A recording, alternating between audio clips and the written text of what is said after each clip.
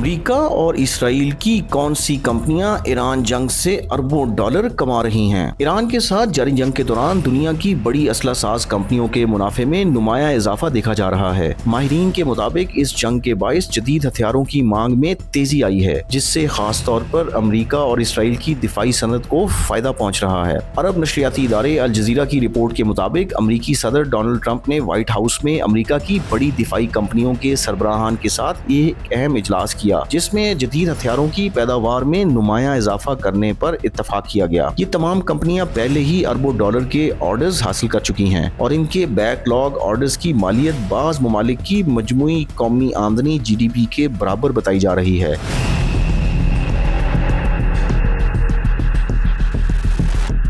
America पहले ही दुनिया का सबसे बड़ा दिफाई अखराजात करने वाला मुल्क है। 2025 में इसके दिफाई अखराजात तकरीबन 1000 अरब डॉलर तक पहुंच चुके थे, जो दुनिया के अगले 9 बड़े ममालिक की मजमूई दिफाई अखराजात से भी ज्यादा हैं। अमेरिकी हुकूमत इस रकम को बढ़ाकर 2027 तक तकरीबन 1500 अरब डॉलर तक ले जाने का इरादा रखती है। ईरान के खिलाफ जारी जंग में अरबों डॉलर के हथियार इस्तेमाल किए जा रहे हैं, जिसके बायस दिफाई कंपनियों की आमदनी में इजाफा हो रहा है। गुज़िश्ता हफ्ते असला बनाने वाली कई अमेरिकी कंपनियों के हिस्से की कीमतों में इजाफा देखा गया।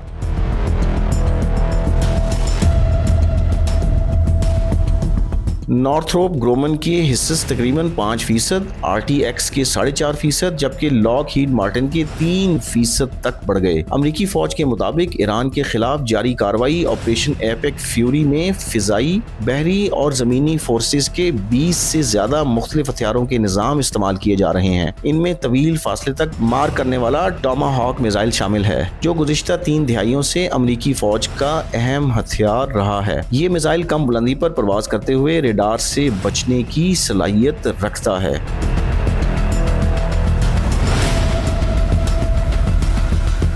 अमेरिकी बैरिया के अर्ली ब्रिक क्लास डिस्ट्रॉयर जहाजों से ये मिसाइल फायर किए जा रहे हैं और हर जहाज 90 से ज्यादा टॉमाहॉक मिसाइल ले जाने की सलाहियत रखता है। इसी तरह अमेरिकी फौज ने पहली बार प्रिसीजन स्ट्राइक मिसाइल भी इस्तेमाल किया है, जो high mobility artillery rocket system यानी HIMARS से दागा जाता है। ये मिसाइल तकरीबन 400 किलोमीटर तक हदफ को निशाना बनाने की सलाहियत रखता है। दिफाई निजाम के तौर पर पेट्रियट मिसाइल बैटरियां और terminal high altitude area defence system यानी थॉड भी तैनात किए गए हैं। पेट्रियट सिस्टम कम फासले से आने वाले मिसाइल और क्रूज मिसाइल को रोकने के लिए इस्तेमाल होता है, जबकि थॉट सिस्टम फिजा की बुलंद सतह पर बैलिस्टिक मिसाइलों को तबाह करने की सलाहियत रखता है। ड्रोन टेक्नोलॉजी भी इस जंग में अहम किरदार अदा कर रही है।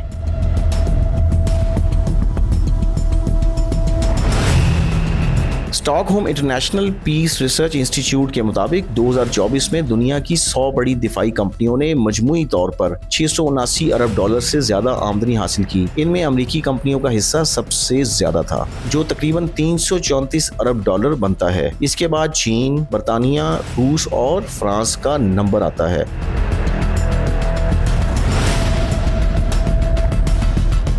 अमेरिका की सबसे बड़ी दिफाई कंपनी लॉकहीड मार्टिन है, जिसने 2024 में तकरीबन 68 अरब डॉलर की आमदनी हासिल की। इसके बाद RTX, नॉर्थरोप ग्रोमन, जनरल डायनामिक्स और बोइंग बड़ी कंपनियों में शामिल हैं। इसराइल की दिफाई सनत भी इस सूरत हाल से फायदा उठा रही है। इसराइल की बड़ी दिफाई कंपनियों में Albert systems, Israel aerospace industries और राफेल शामिल हैं। एल्बर्ट सिस्टम्स ड्रोन, निगरानी के निजाम और जंगी इलेक्ट्रॉनिक्स तैयार करती है।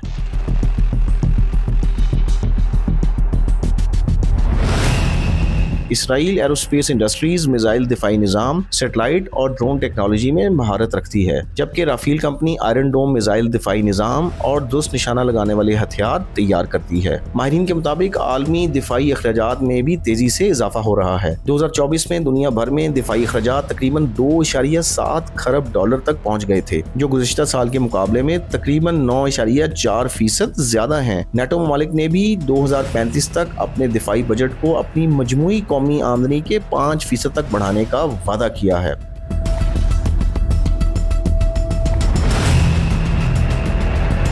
तजियाकारों का कहना है कि यूक्रेन और मशरिक़ वुस्ता की जंगों के बायस असला के ज़खायर तेजी से इस्तेमाल हो रहे हैं, जिसके बाद नए हथियारों की तैयारी के लिए बड़े पैमाने पर ऑर्डर्स दिए जा रहे हैं। इसी वजह से बड़ी दिफाई कंपनियों के हिस्से की कीमतों में नुमाया इजाफा देखा जा रहा है और दिफाई सनत आलमी मईशत में एक अहम किरदार अदा करती नजर आ रही है।